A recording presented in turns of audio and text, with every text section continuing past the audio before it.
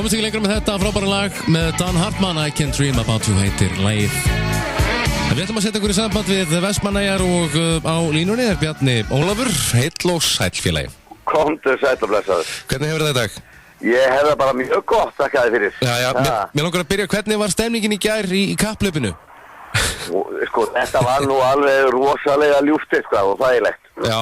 Þannig að eins og venjulega byrjuðu starfsmenn 2 mínútum fyrr og fengu að velja sér stæði og svo komu hinir og þetta var hefðbundið kapphlaup, en ég held að það er engin meðist, það voru engin vopn notuð þetta og engin nefar. Þannig að þetta er alltaf mikil stemning þegar þetta fyrir í gang. Jú, menn hafa alveg, það er skemmtilegt við þetta líka, menn hafa, það er svo margir sem hafa skoðanir á þessu og jafnvel sterkar skoðanir. Já. Það er margir sem vilja bara, þú veist, að þetta sé svona og menn fái svolítið að kýtast og takast á. Jú. Jafnvel að fara í fílu í smá tíma og allt svoleiðis. Svo er aðeins sem að segast bara vera orðið gamlir fyrir þetta og vilja bara fá að kaupa sér stæði og búa þannig til enn með tekjur fyrir IBF. En er það, fær fólk alltaf sama stæði eða hvernig er þetta? Já, menn reyna allavega. Menn reyna að fara á mjög svipaðan stað. Annars gætir hinnlega bara eitthvað gerst. Já. Það er hjátrúin. Já, menn eru bara mjög fastheldnir. Já. Við erum nú lítið annað en maðurinn. Já, segðu. En þjóðhátíð 2015, þetta er risa hátíð sem er að fara í gang. Jú, hún er mjög stór. Ég er ekkert viss að hún verði jafn stór og til dæmis þjóðhátíðin í fyrra, en hún verður mjög stór og þetta eru alltaf mjög stórar hátíðir.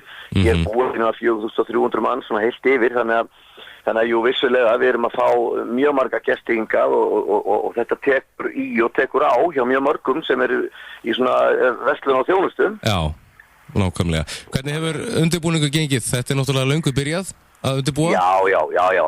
Undirbúningurinn hefur gengið mjög vel. Við höfum fengið frábært veður undanfarna daga og það auðvitað léttir alltaf á þegar að hvorki er vindur eða rigning inn í Herjólfsdal, þá gengur náttúrulega allt saman miklu betur. Bæði málningarvinna og annað slíkt, þannig að er undirbúningurinn eftir að stóra sig var svona varanlegt, þá er þetta allt saman miklu þægilegra og fyrir þetta það, við erum svo ofboðslega heppin með það hér Eyjamenn, að við erum ofboðslega marga góða Eyjamenn sem eru með risastórt IBF-hjarta sem að leggja alveg ótrúlega mikið á sig til þess að gera þessa hátíð sem og sjálfmót og pæmót að þessum stóru og glæsilegu viðburðum sem þeir vissulega eru, sko. Já. Það er nefnilega málið. Í hvaða skipti er þjóðhátíðin haldið núna? Sko, í fyrra voru 140 ár frá fyrstu þjóðhátíðinni. Ég er nú ekki viss númer hvað hún en þetta er komið vel á annað 100-ið. Já. En það fjallu vissulega úr einhverjar, en í rauninni 141 ár síðan að fyrsta hátíðin var haldin árið 1874. Það er ekkert annað. Þannig það er komið reynsla. Já, heldur betur. Svo við höfum ekki allir allan tíman. Hvernig mér langar aðeins að nefna bekkjabílana, nú eru þeir bara, það er búið að taka þá í burtu. Já, ég er nú einn af þeim sem er eiginlega hundfúll með þá ákvörðun og er ennþá á því að þetta hafi ekki þurft að verða, en við leysum í rauninni flutningafræðilega leysum við þetta verkefni vel með þjónustu Eyjatúr sem eru hér með 5 stóra strætisvagna, gula og vel merta. Já. En mér finnst bara hefðin svo falleg. Ég saknaði þess til dæmis í gær og ég vel í fyrra dag hafi ekki séð neina bekkjabíla hér keyrandum, því að þegar þeir komu þá fann maður svona að þjóðhátíðin var að koma. Já, nákvæmlega. Þeir eru náttúrulega búin að vera og ég veit að fullt af krökkur sem að sakna þessu náttúrulega líka ekki í bekkjabílana. Bekkjabílarnir eru búin að vera þarna í mörg ár. Jú. Þetta var örugglega á öðrum með að þriðja áratug síðustu aldar sem að þessi hefð kom á. Já.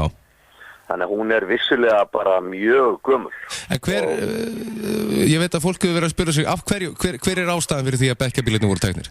Já, í rauninni er ekki til reglugerð fyrir þetta, en það er nú ýmislegt sem ekki til reglugerð fyrir og lög, en við gengst samt. Þannig að þetta var bara nýr lögreglustjóri, nýr sýslumaður og þeir kannski sá ekki möguleika á að gera þetta en þetta náttúrulega bara eitthvað sem að þarf bara að leggjast yfir og fara vel yfir og að við getum ekki fundið flöt á þessu. Já, nákvæmlega. Þess að slysin hafa í rauninni ekki orðið, það er ekki hægt að kenna þeim það hefur ekki verið. Nei. Og menn geta ekki bent á það sem slíkt, sko. En eins og Eyjamönnum er lagið að þá leysið þið náttúrulega þetta? Já, segir einhvers staðar, sko, þrátturinn böl og alheimstríð þá eru haldin þjóðatíð og þetta er náttúrulega bara, þú veist, þetta er bara vandamál sem var bara leyst öðruvísi núna og svo sjáum við til. Algjörlega. Þjóðatíðin verður sett á morgun, hvenær? Hún er sett á morgun kl. 14:30 og hátíðaræðinu ætlar að flytja þessu sinni Edda Andrésdóttir, hinn fallegi og glæsilegi Þulur Stöðvar 2 og Eyjakona mikil sem að meira að segja var hér fréttamaður yfirmann vísis í gósinu og hefur sagt frá því í bók, þannig að hún kemur til okkar og ætlar að flytja hátíðaræðina og svo tekur náttúrulega bara við hver viðburðurinn á fætur öðrum. Þetta er mjög auðvitað hefðbundið og við skiptum út fólki og hljómsveitum áður slíku en það verður frábær kvöldvaka sem að byrjar klukkan kortir í 9 kl. 20:45.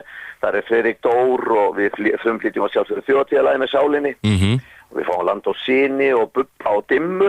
Þannig að það er rándýrt prógram. Og síðan eru miðnættur tónleikar sem ég held að margir vilja sjá með FM 95 blöð sem að hafa fylgnuði stólið svona senununa síðustu daga með æðislegu lægi og flottum texta og flottri sögu sögð í myndbandi á algjörlega magnaði sko. Og flott myndband. Já, þetta er flotti strákar, frábæri strákar. Og dansleikirnir eru svo Land og Synir og Sóldögg sem kemur núna fram í fyrsta skipti í mjög langan tíma. Já. Og það eru gaman að heyra í Begga og félögum. Beggi er náttúrulega frábær sviðsmaður og áræðanlega eftir að láta til þín taka. Og svo verður að sjálfsögur er dansleikur á Brekkusviði með Dans á Rósum. Já, sjálfsögur. Þannig að þetta föstudagurinn lítur mjög vel út eins og allir hinir dagarnir. Já. Og fólk getur skoðað þetta inn á dalurinn.is til dæmis? Já, inn á dalurinn.is og ég veit að það er laust í dag til Eyja. Það var búið að segja að vera uppselt í Herjólf, en það er laust. Það er laust. Og að gera að hafa samband við Herjólf. Já. Og skella sér bara, ég meina, þú átt ekki að missa þessu, það er bara þannig. Ég veit það er bara þannig. Hvítutjöldin bíða, lundin og svo eitthvað til að drekka með. Þetta er bara, ég fæ svona netta gæsa átt. Svona að lokum, hvað finnst þér einkenna góða þjóðatíð, svona persónulega? Ég get alveg sagt þér það. Ég hef alltaf sagt að við eigum að marka sér þjóðatíð sem það eru 3 stórir íventar finnst mér eða svona viðburðir sem að ég vil alltaf halda og held mikið upp á. Það er brennan á Fjósakletti á miðnætti á föstudegi, það er flugeldasýning á miðnætti á laugardegi og það eru brekkusöngur og blís miðnætti á sunnudegi. Þetta finnst mér alltaf að vera hápunkturinn. Í reyndar 4. eru bara dagarnir að koma inn eftir, mér finnst æðislegt að koma svona fyrir hádegi inn í tjald, taka þeim til, sópa út, renna á könnuna, setjast aðeins niður, það er allt kyrrt í dalnum og svo ef það viðrar vel að geta síðan skellt út borðum og stólum og sett kökur og beinur og flatkökur á borðið. Það er þjóðatíð. Og lífið er reyndislegt. Lífið er algjörlega. Það er bara þannig. Bjarni Ólafur, takk fyrir þetta og eins og þú nefndir áðan, hvetjið fólk til þess að hafa samband við Herjólf ef það er laust? Alveg endilega. Það er, þú átt að gera allt sem þú getur til þess að komast á þjóðatíð í Eyjum í ár. Klárlega. Viðra vel. Góða helgi og skemmtuðu vel. Takk.